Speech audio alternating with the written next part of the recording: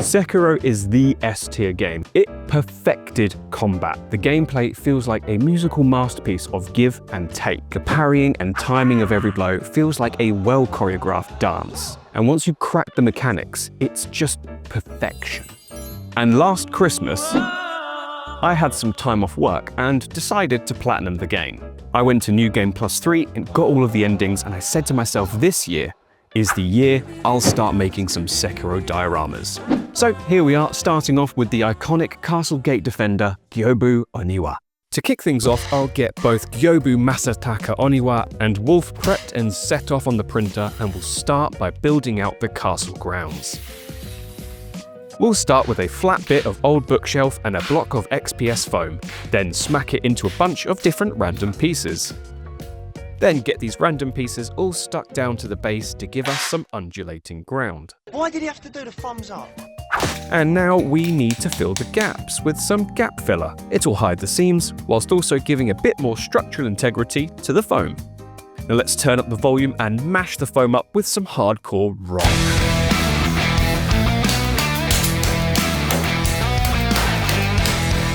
Don't forget the thumbs up. To create some rocky battlefield ground, we'll take some stain-removing sand, some vanilla-flavoured rocks, It's rocks. No, they're minerals. and squeeze some modelling paste, PVA glue, a squirt of brown, black, and ochre paint, and mix it all together.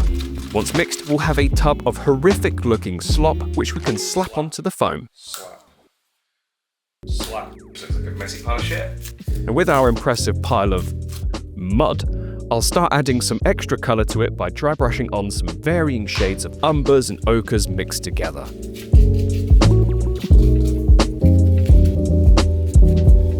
And we'll end up with some mud-coloured mud.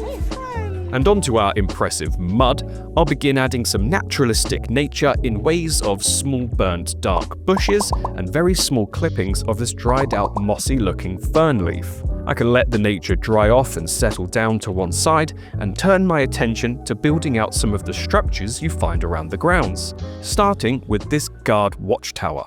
To build this out, I'll start with a single piece of dowel and snap it into multiple chunks. And here lined up is all of our mini logs for this section. Then we'll need the pillars that it's going to stand on. So I have some balsa wood, which I can multiply into 4 pillars. Then after doing some quick maths, I can start spacing out and gluing down the dowel logs onto the pillars to make the watchtower base. Now we've got one wall, but we need another one. So then all we need to do is just add a middle pillar for some important structural reasons. With 2 walls down, it's now a case of being very delicate,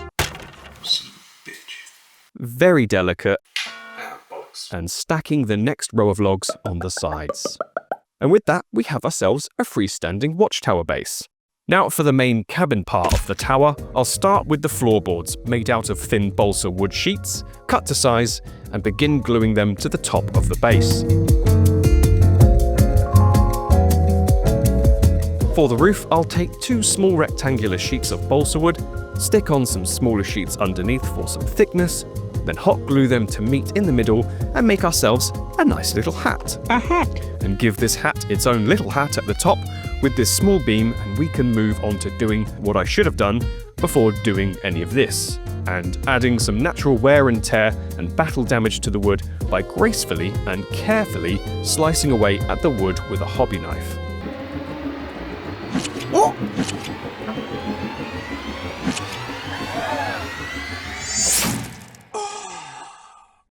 Moving on without any injuries, I'll start adding to the top structure by placing in separate little beams which can support the roof.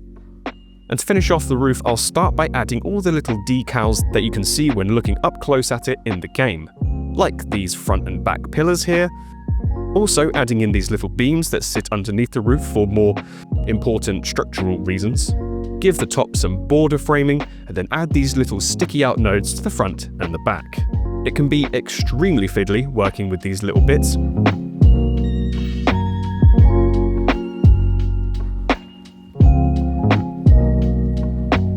But once done, it can be replicated on both sides. 2 more little support beams can go onto the top beams, and with those dried and solid, we can put on our tiny little roof hat. And there's a lovely miniature guard tower made entirely of balsa wood. And a dowel. Oh, don't do that. Now I need to start painting this untreated wood, and I'll get a layer of teak wood stain tickled on and then beautifully applied to the rest of the tower. I found the teak was actually a bit too red for my liking, so I added a thin layer of walnut wood paint just to darken things down a bit. But I left some bits still teak, so there was some decent variation in the wood. All that's left to do is just make some of the rope bindings that are seen holding the structure together. And I'll do this by taking some thin strings of twine, wrap them around each little intersection, and hot glue them into place for quick drying. To remove the leftover stragglers and runaway threads, I can take a lighter to them and burn them off.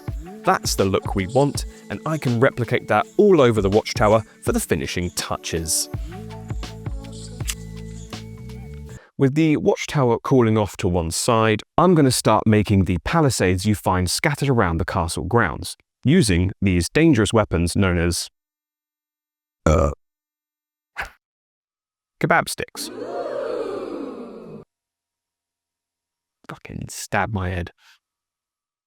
Like with the balsa wood, we'll take one kebab stick and break it into small chunks and grab our knife to start whittling them into miniature spiky logs. And here's our gang of 9 spiky boys. I just need to glue them into a fence-like structure and add in the leaning spikes to give it some freestanding abilities. I'll copy the same painting method as before, starting with the teak wood stain and walnut wood paint to give some loggy naturalness to the spikes. In my exploration of the grounds, I came across these little things a lot, which to me kinda look like rolled up bamboo mats or something. I'm not 100% sure what they are, so if you know what they are, let me know in the comments. To make these wooden roll-ups, I'll take some ridged dowel and split that into multiple chunks, and begin snipping dozens of toothpicks to size. Then I just need to glue up the dowel and start gently popping all of the snipped picks into place. With our roll successfully rolled, I'll hot glue in some more twine to both ends, snip and burn off any remaining stragglers, and begin painting them up in the same way as the previous wood pieces. Now I debated whether or not to include these next bits in the diorama because I thought they might be a tad too fiddly and tricky to pull off.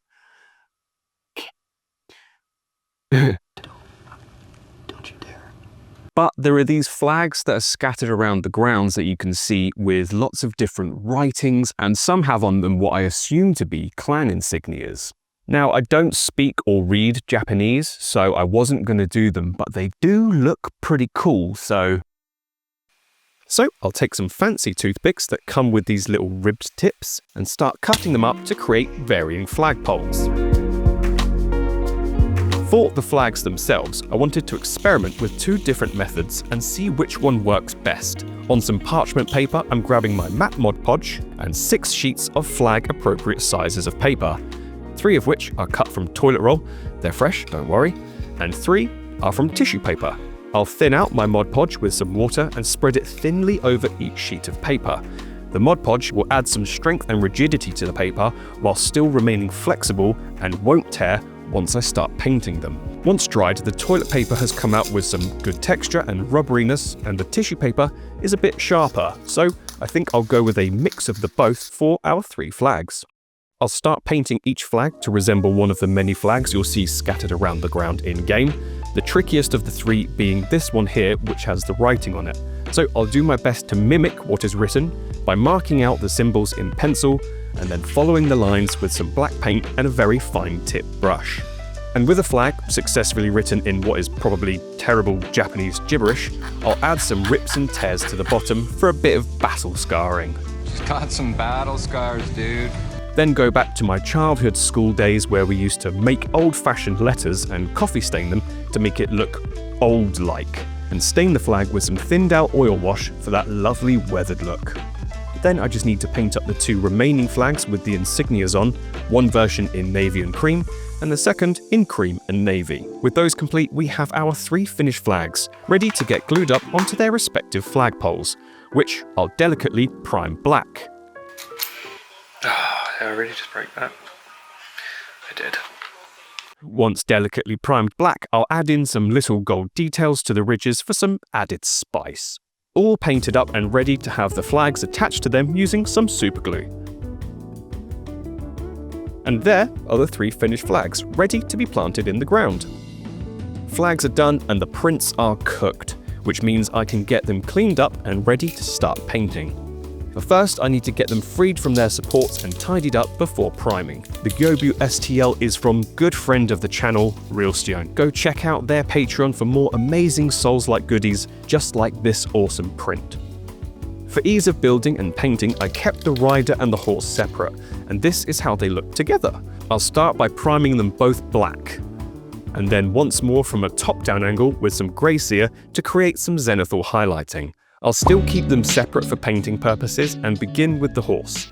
The armor and the chainmail looks like a regal brassy gold tone, so I'll start with a layer of Citadel's Balthasar Gold, as it's a nice dark rich brown metallic paint, and cover the whole metal section. Then start adding some brighter tones of coppers and golds to add some highlights and variation. Then to paint the horse's body, I'll base it with a dark grey, and then progressively add small sections of thinned out lighter shades of grey, following the shape of the horse's muscles to target the center section of each raised area, trying to highlight and bring out the shape of each muscle.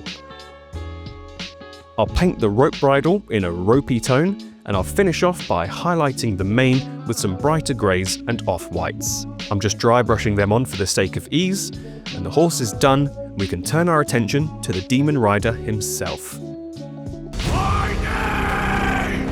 Gyoubu Masataka Oniwa!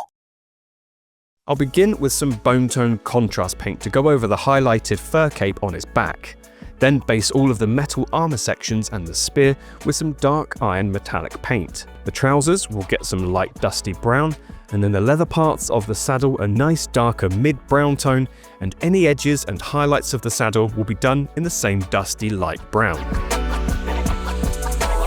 Gyobu has this lovely rich deep red colour on his set, which really adds a great royal flavour. So the wrap around the midriff will get a bit of this red, and then the armour we painted metallic will get some Black Legion contrast paint to sit on top of the iron paint to give it that black metal look. I'll do the same to the spear handle as well.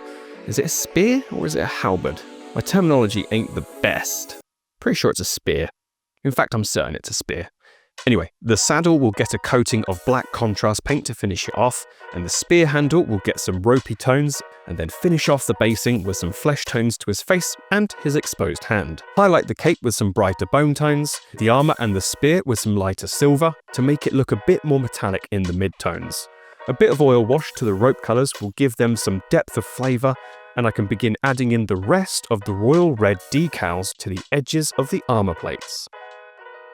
There's a lot of colours going on around Gyobu's outfit.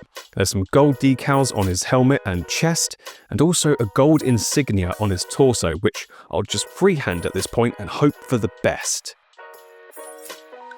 The edges of the armour also have some gold ridges and rims. There's also little dabs of royal blue around the cloth as well, especially around his ankles.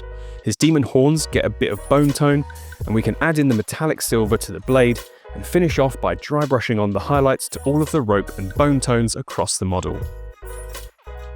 And that is how they're looking together as one unit. Oh my god. Okay, he survived unscathed, thank god. Right, now we have the last model to paint up, and that is this excellently posed wolf model.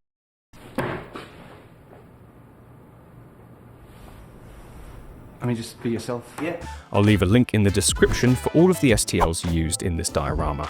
We'll start with the grey sear prime and painting the cloak in a nice deep orange. The trousers and top underneath the cloak will get a dark grey contrast paint basing, and I'll base his hair black and get the metal section of the prosthetic arm and his sword based with some metallics. Paint up the sheaths and handles with some black, and we can get the skin tones in on the face, and finally finish off basing with some ropey dusty browns for the shawl and paint all of the wraps around the arms and legs in that same sandy tone. I'll use some Targor Raid Shade wash to give the cloak some shading and contrast, some Agrax Earth Shade to the greys and sandy tones, and some Reichland Flesh Shade to the skin. Once the washes have dried, I'll start to bring in the highlights to the outfit, lighter oranges and dusty tones to the darker orange cloak, and some lighter sandy tones and greys to the trousers, shirts and wraps. Then, using brighter respective highlight tones, I can highlight the metallics and the shawl, and then add in some fresh highlights to his hair and make his signature wolf grey streak. And with both these little chaps painted up, we can get on with assembling the final piece.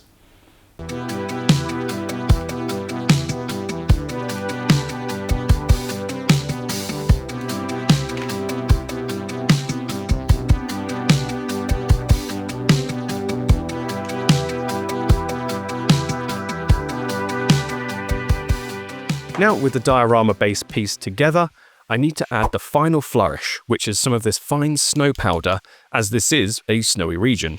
I'll spritz on some watered down PVA glue to the whole base. Cool. This usually works. Well, performance issues, it's not uncommon. 1 out of 5.